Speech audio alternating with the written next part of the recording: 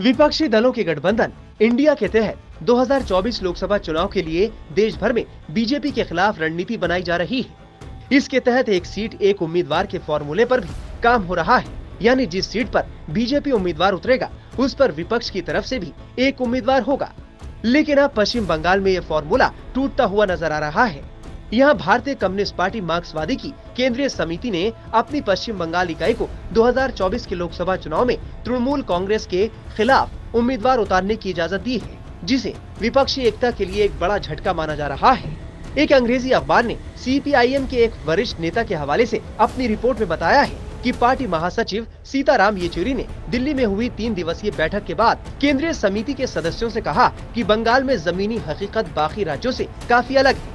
इस दौरान उन्होंने कहा कि बीजेपी को अलग थलग करना विपक्षी गठबंधन का एकमात्र उद्देश्य है, लेकिन CPIM पश्चिम बंगाल में TMC की सहयोगी नहीं बन सकती।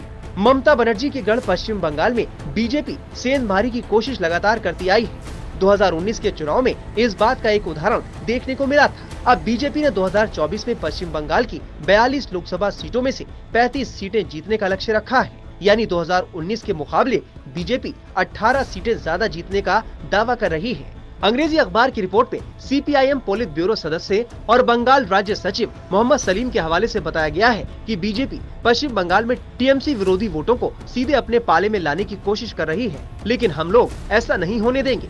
पश्चिम बंगाल को लेकर पार्टी ने फैसला कर लिया है। बताया जा रहा है कि अब कांग्रेस भी पश्चिम बंगाल में इसी तरह की रणनीति अपना सकती है, जिससे विपक्षी एकता में फूट का खतरा मंडरा रहा है। बता दें कि 2011 के विधानसभा चुनाव में ममता बनर्जी की पार्टी TMC ने 34 साल पुरानी वाम मोर्चा सरकार को उखाड़ फेंका था। इस दौरान ममता बनर्जी कांग्रेस के साथ गठबंधन में थी, लेकिन बाद में कांग्रेस सरकार से बाहर हो गई। कांग्रेस के एक नेता ने बताया कि हमने 2014 के बाद से सभी चुनाव TMC के खिलाफ लड़े हैं। ऐसे में गठबंधन से बीजेपी को ही फायदा मिलेगा। सभी TMC विरोधी वोट बीजेपी की झोली में जा सकते हैं। TMC का विरोध करने वाले लोग गठबंधन करने के बाद हमें भी वोट नहीं देंगे। कांग्रेस नेता ने बताया कि राष्ट्रीय स्तर पर भी इस बात को लेकर मंथन चल रहा है।